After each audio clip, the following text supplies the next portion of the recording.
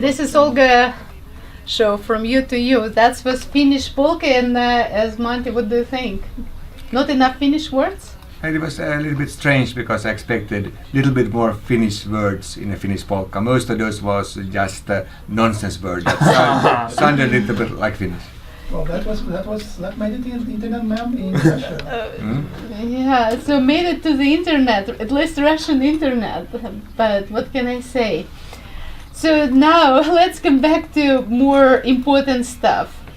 We have some of the people who work with data centers, and perhaps Ray, you had an experience working with MySQL. What do you think about that?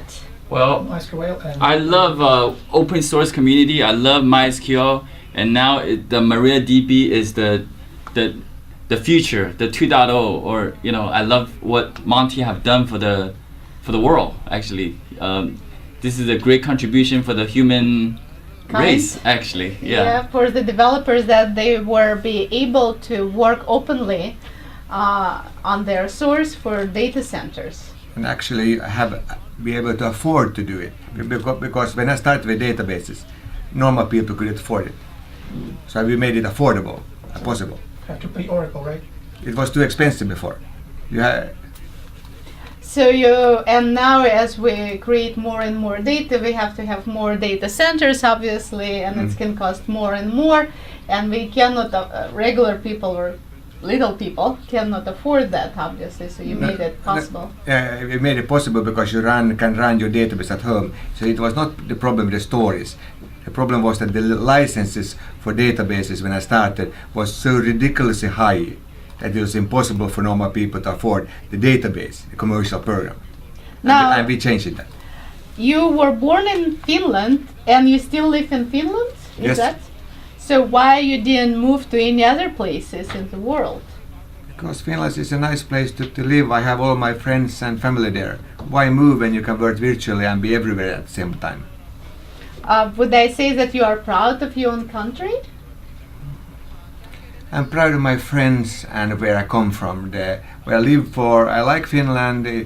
As all countries, it has its good and bad sides. I do love the seasons and the really cold nights because that gives me an ability to work much harder because there's nothing else to do. Okay, yeah, so when it's winter... that is the well, you can't go outside, why not create something world changing anyway? So No. that's why Nordic countries have so much, IT people. Including Russian countries, there have IT people who create stuff, and nevertheless you work with geeks all the time. Yes, and I you do. help them. How do you feel about that? Are they too geeky, nerdy for you, or you bring them more for me? No, but the thing is that we speak the same language. It's much easier to communicate. So it's really nice. All right. Is it you communicate by talking or by writing to each other in your, I don't know, computer language, some sort? No, we do have really high technical discussion in English, but it's more that you speak with the same level. I have much easier to talk with developers than with CTOs and CEOs with the companies. But that's also why I was able to do an open source product and get it spread, because the users they were talking with somebody who talked the same language, who didn't understand their needs, and that was why so many other companies failed, because they didn't understand what the developers needed. So when I created MySQL and helped people, I always treated them the way I would have liked to be treated in their shoes. And people appreciated that, and their way to communicate spread. I noticed that you are very kind with everyone, and when I was with you and I saw other people with you, they felt very comfortable. You're a very kind person. Yeah, but as I'm also a geek in the sense that if you let me too long at the same place, I will start to play with my computer instead of discussing. So that's most of the geeks are friendly, but you have to drag them out of their shell to notice that. Unfortunately, I had you who helped me. okay, I like to drag them out of the computer world so we know what you guys creating and how we can use it for our benefits, obviously, and then how we can open that to the community and how community can benefit. Because not everybody would have a chance to see you at each and every trip you make to California, and I'm pretty sure all of your users would like to meet you. So thanks God we have internet and developers who created that. And they can meet me virtually almost every day because all development of MariaDB happens on Freenode on the Maria channel. Anybody can participate. Anybody can at any point when I'm awake connect with me. What would be your ultimate goal for MariaDB? Like, what do you think? What do you see in its future? Basically, I want MariaDB to be used everywhere, and I want to change the economics with databases. For example, with Linux, what Linux has done, nobody's paying for operating systems in data centers anymore. Windows has still some uses for personal use, but in data centers, it's almost non-existing. I want to do the same for databases to remove the need for most people to have to buy a commercial closed source database. All right. So did you had yes, we have another question. Yes. So the thing, it happened to MySQL. At first, it was a product affordable to everyone, but it ended up in the hands of Oracle. What do you do to make sure that MariaDB won't end up in the hands of some big companies and it will not be the same free product? Yeah. So first, when we started MariaDB, I started my own company. I had all the people there, so I had control. Now we joined with another company. I was part of funding as a founder as SkySQL, so they kind of joined forced, and they know they employ most of the MariaDB developers. The problem was that I didn't want that what happened to MySQL would ever happen to MariaDB, and what I mean happened was that I can't commit code to MariaDB anymore because Oracle controls both the trademark and the code, and only they can add code to MySQL. So before joining with SkySQL, I created the MariaDB Foundation, who owns the trademark for the MariaDB server and controls the code for MariaDB. And that guarantees that even if somebody would buy a SkySQL with the intention of trying to kill MariaDB, they can't, because the server code will always be free. Anybody with talent can get access to it, can get right access to it, and the community can always develop it. So I did learn from my mistake. Thank you. Now, are you a CEO of your company? So I'm working as CTO of the MariaDB Foundation. As CEO, we have Simon Phibbs, who was the open source advocate at Sun. He is man of really high integrity, and he is also helping ensuring that MariaDB Foundation is an independent entity. It's actually a non-profit here in US, and helping us, keeping us independent from all other companies who develop MariaDB. So we have 5 people working full-time on the foundation. So when I will ask a question, do you think about more money or to have this open source community? So not about patents, but mostly for the community? So MySQL was created both to do something good, but also earn money, because I took in investors after 5 years, actually, not 5 years, much more, but 5 years on MySQL. And the investors, of course, wants to earn money. So with MySQL, it was a commercial, very successful entity, and we sold it for 1 billion to Sun. So we kind of proved that it was successful and you can make money on open source. So I got some money from that, not as much as people expect, but still, so that I'm well off. I put a big part of that money to save MariaDB and created a foundation. So with this MariaDB project, it's not anymore about money. I made the money I need. So now we are doing to secure the future. That's why we are non-profit. So there's no way I can make money on MariaDB in the MariaDB Foundation. And that's the point. We're just to spread the usage and ensure that everybody has a free database. So how is MariaDB now like gaining traction? Is it being used more often? So in December 2012, Wikipedia moved some part of their servers to MariaDB, and they got so much improvement over MySQL. So now they have moved all their servers. During 2013, all major Linux distributions moved to include MariaDB, and most of them has MariaDB instead of MySQL. So basically we have exceeded above expectations for getting MariaDB spread. So if you know, get Red Hat OpenSUSE and install it, you will have MariaDB. Wow, that's amazing. Impressive. And now with your life, what would you wish our listeners and viewers from all of your life experience? What would be your wishes? I would wish that more people, when they are thinking about technology, would think about that you can actually do more, both money and good, by using open source. You just need to find the right way to do that. And I have published lots of blogs of how to do that. So before deciding that, let's do something closed source and make the technology only available to a few.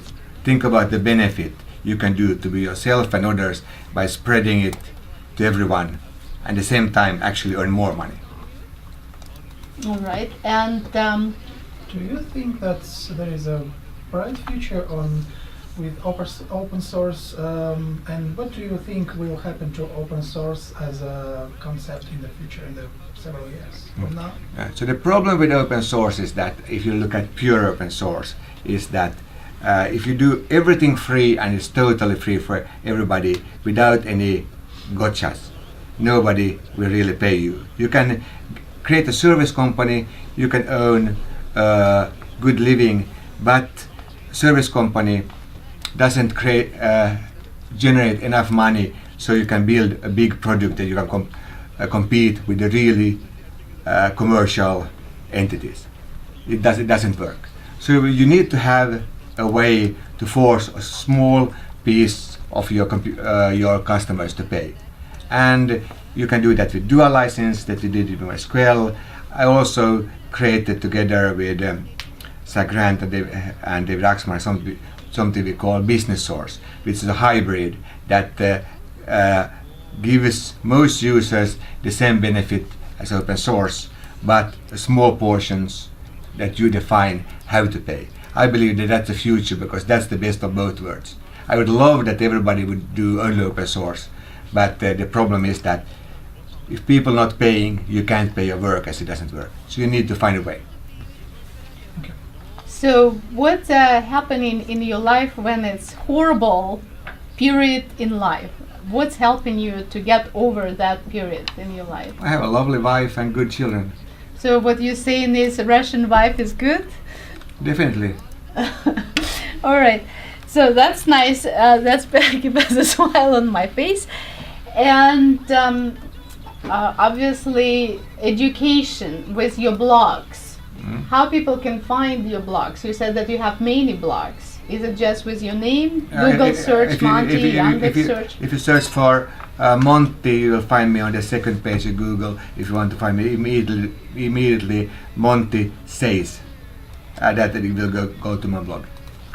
So what is your blog about? What do you talk about on your blog? Two things, mostly about MySQL and Maria technology and what we do and the conference we attend, but I also talk about how to make money related to open source and the business source or delayed open source. So how do you make money on open source? What do you do to make money with open source? That's a long answer, but to make it short, so you can use a license like GPL, which means that which has the characteristic. It's free for everybody as long as you're open source. But then you have companies who can't be open source, but they still would like to use the software because it's used everywhere, and it's used everywhere because It's good and everybody likes it, but they want to use it. But they can't be open source because they have appliance and then they don't want the competition to get access to the code. So they come to you and pay you to get the identical same source, but under another license, so they don't have to make their code open source. So they pay you for not being open source. So that's one, and that's what we did in MySQL. And it was me and David Axmark who come up with this idea. And that was one of the reasons that MySQL was so commercially successful. The other way to do that is use business source, and you can just search for business source and Montes and you will get everything about that. I've even written or co-written a couple of academic papers about it. Oh, cool. So, considering the future in our life on the planet, how do you see that? Okay, philosophical questions are hard. I don't have that much belief in the human race. I think we are a little bit too arrogant to our environment. So I hope that we will survive, but I'm not sure. Okay. As humans. Let's hope we survive. I sincerely hope we survive. He's youngest one in the crowd. Yes, At yes. least here in the studio, we have like over 10 people here. But I think that we need to do more to our environment to ensure that we actually can survive. And currently, people thinking much more about how much money are we making now, and if I survive or I can live good, who cares about what happens to my relatives? There's a little bit of that attitude, and I don't like that. So do you think people underestimate the threats that threat to the very existence of human race? Of course, I mean, people talk about global warming and everybody thinks that, oh, not in my lifetime. That's not a really realistic way to do that. And it's other things, what do we do with waste? We really throw away way too much things. We know that after 20 years we will not have enough food. Nobody's really doing anything. Or water, for instance. Yeah, water. Clean water. Yeah. Yeah, that's a big problem. So here. I hope we will fix it. I mean, you closer to icebergs there, so you will have Yeah. plenty of clean water. Oh, yes. So I'm much more closer to animals personally, and try to help them. So I don't donate money to places where they'd make life better for whales, dolphins, and stuff. So as far as I understand, Finland is a very green country, and it's historical. Many, even Finnish names sometimes come from the words like lake, like river, or something like this. Yeah, so we have lots of forest, and there is lots of people who try to be green, and that's good. I just don't see that the human race as a whole is trying to be green. It doesn't help if you have just some people who are shy. So what do you think people need to do to try and be green and try to save the world for the future? We need better education. That's what we need. And to have it open for the community. For that, we have to have open platforms. And we need to Open sources. have politicians who don't earn money. Actually, are coming from the normal levels. So they can't be bought by companies who say that, oh, we can't afford to do this green thing because it costs us so much money and you will lose so many workers. That's just the wrong way to look at it. And what do you think on the future of information technologies? What about things like, do you believe in the bright future of quantum computing, things like this? I mean, computers are getting better. We are moving from hard disk to flash and non-moving parts. I mean, technology-wise and looking at gadgets, we're doing great. I love gadgets, but I'm just a little bit skeptical to humans. Yeah, so the gadgets getting better and better. That's people who invented it. Yeah. Okay. So I would say that you are a geek who is responsible for the better, greener planet, and Yes. you not only think of yourself in your lifetime, but what you leave for not only your children, but children of our planet. I try to. So I built a new house that is really green and economical in Finland. So we use extreme little heat, and we are using heat pumps, everything. We are basically doing something that other people would call research with house. And I hope that other people will be able to learn that what we did right and what's wrong. So I'm trying to do my little share, but I know that I'm not doing enough. But you have to decide what you want to do, and I wanted to do make life more economical by producing a really good product for free, so that other people can afford to put money to do things green. And hopefully they can make product for free, so can make like chain reaction. Yep.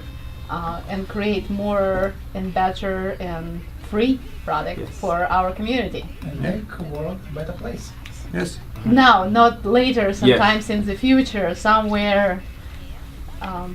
Somewhere over the rainbow. Yeah. Monty, what do you see as the future of the internet? What would you see down the line? First, we need to fix the security so that actually you can depend on that your data is your data. That's, I would say, the primary target just now. Otherwise, people are mostly talking about faster internet, but it doesn't help you if it's faster if it just gives faster access to your data to everyone. So I would say that security is the biggest threat to internet today.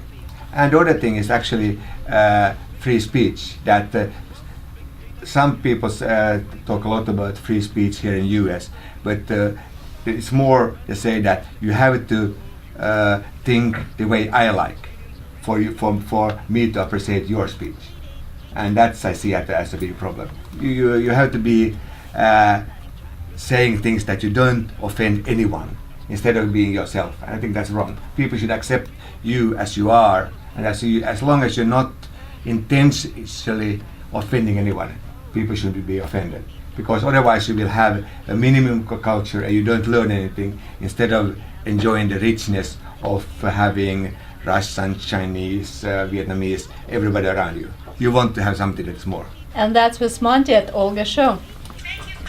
To you.